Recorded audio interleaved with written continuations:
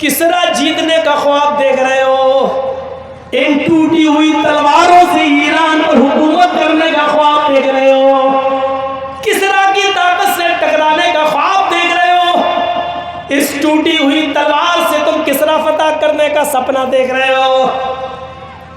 Ruby इब्ने आमिर ने मुस्कुराते हुए उस दरबारी से कहा, अभी तुमने उमर फारूक के साथी मोहम्मद के दीवाने की तलवार देखी है, तलवार चलाने वाला कहाँ देखा है? अगर यकीन नहीं आता है तो आए दरबारी तेरे पास जो सबसे मजबूत ढाल हो, जिससे तुम अपने वार को, तलवार के वार को रोकते हो, जो सबसे मजबूत ढाल हो उसको लेकर मेरे सामने आओ और खड़े हो जाओ। दरबारी ने कहा, अच्छा रुक जाओ, मैं लेके आता हूं। सबसे मजबूत ढाल लेकर आया, जिसको बड़ी से बड़ी मजबूत तलवार उसको कुछ नहीं कर सकती थी, इतनी मजबूत ढाल लेकर आया और लेकर खड़ा हो गया। आए रूबी, लो मैं लेकर खड़ा हो गया हूं, देखो इस तलवार को काट, इस ढाल को दिखाकर काट कर दिखाओ। हजरत रूबी ने उस कतरन से, उस कपड़े के टुकड़े से तलवार के दस्ते को बांधा और फिर हवा में तलवार लहराई और इतनी जोर से उस मजबूत ढाल के ऊपर वार किया कि ढाल बीच से कट कर दो टुकड़े हो गई।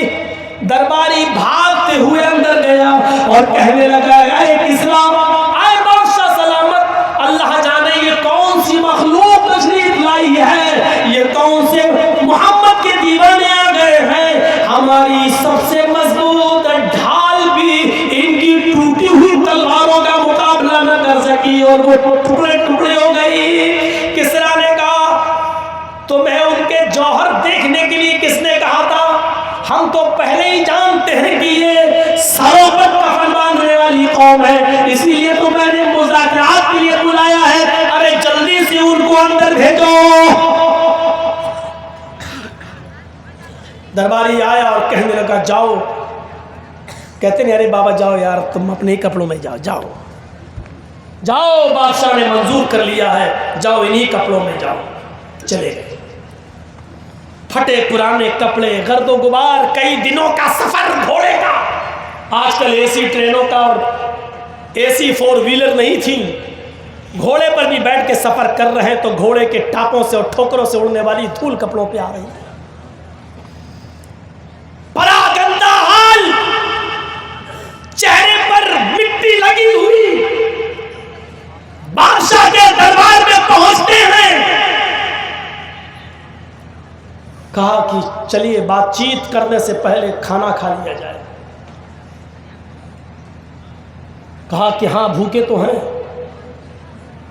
खा सकते हैं, हमारे नबी ने तो यहूदियों के यहां पर भी खाना खा लिया। मैं मांगूंगा नहीं तुमसे, लेकिन अगर खिलाओगे तो हमारी शरीयत इनकार भी नहीं करती है, हमें उसकी इजाजत देती है, क्योंकि दावत तुमने दी है, बुलाया तुमने है।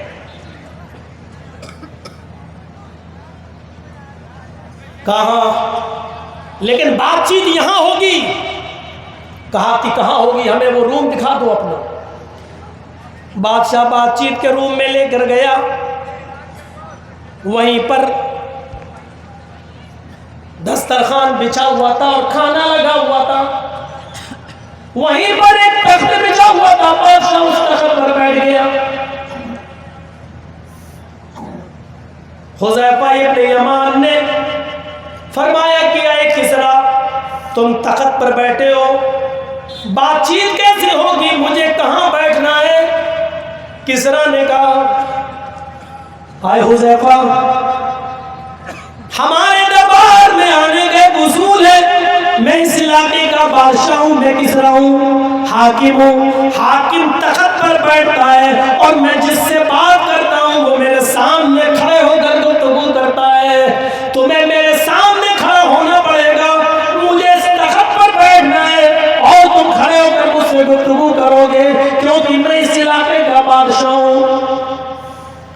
हुज़ैफा इब्न यमान ने फरमाया, आए किसरा, मुझे तुम्हारी ये शर्त मंजूर नहीं है। अगर तुम तख्त पर बैठते हो तो मैं भी तुम्हारे साथ तख्त पर बैठ कर गुफ्तगू करूंगा। अगर तुम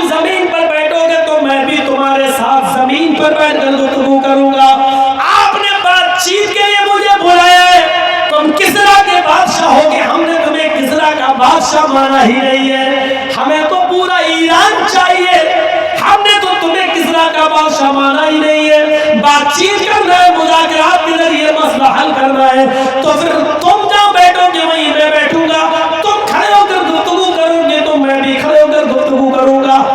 बोलो तुम्हें मेरी शर्त मंजूर है या नहीं? किसरा चीख पड़ा, आए हुज़ैफा ये क्या बात है कि तुम बेइज्जती पर बेइज्जती किए जा रहे हो? मेरे शाहाना लिबास को पहनने से इनकार कर दिया, मुझे सलामी भी नहीं दी, जो अंदर आता है वो मुझे सलामी देता है, तुम बिना सलामी के अंदर आए, तुमने मेरे दिया हुआ लिबास भी नहीं पहना, तुमने मेरा दिया हुआ लिबास भी नहीं पहना, बेइज्जती पे बेइज्जती किए जा रहे हो, और आप मुझे कहते हो कि मैं तुम्हारे बराबर तख्त पर बैठूंगा या तुम अपने साथ मुझे जमीन पर बिठाओगे।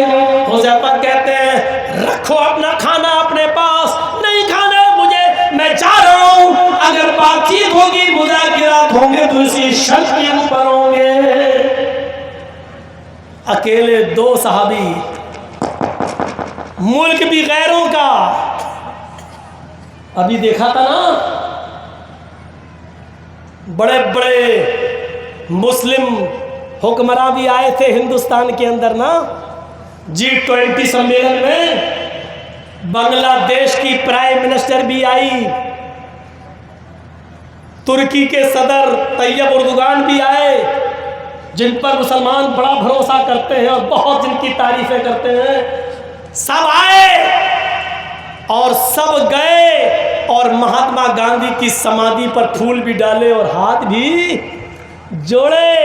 अगर ऐसी सरजमीन पर अगर किसी ने अपनी सलफियत को, अपने मनहज को, अपने अकीदत को और अपनी तौहीद को अगर बाकी रखा और बचाया तो वो सिर्फ सऊदिया का बहुत बड़ा था, मोहम्मद इब्न सलमान, जिसने हिंदुस्तान में रहते हुए महात्मा गांधी के राजघाट पर जाने से इनकार कर दिया, कहा उनका सम्मान हमारे अंदर है, उनकी इज्जत हमारे अंदर है, लेकिन हमारी शरीयत किसी के सामने मुझे हाथ जोड़ने से मना करती है। अगर हाथ जोड़ना किसी के सामने जायज होता तो हम सबसे पहले जनाब मोहम्मद रसूलुल्लाह के मज़ार पर, उनकी कब्र पर हाथ जोड़ते।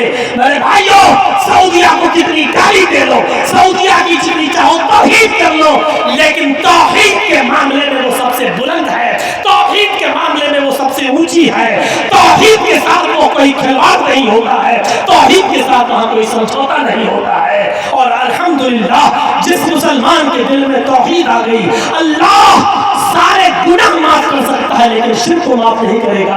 और राई के दाने के बराबर भी अगर तौहीद किसी के अंदर नहीं तो अल्लाह जहन्नम में सजा देने के बाद भी उसको निकाल लेगा और उसको जन्नत के अंदर दाखिल कर देगा। मेरे भाइयों, यही चीज हमें और आपको समझने की जरूरत है, जरूरत है। ये क्या है, राजी रहे रहमान भी और खुश रहे शैतान भी है। हम जलसे में भी आ जाएं और 26 जनवरी और 1 जनवरी को 12 बजे के बाद हम डांस भी कर लें और नाच भी और डीजे भी बजा लें और हैप्पी न्यू ईयर के नारे भी लगा लें। मेरे प्यारे साथियों, ये कोई मोहब्बत नहीं कि राजी रहे रहमान भी और खुश रहे शैतान। ये पॉलिसी अपनी जेब में रखो। ये ऐसा इस्लाम मोहम्मद रसूलुल्लाह को पसंद नहीं है, अपनी जेब में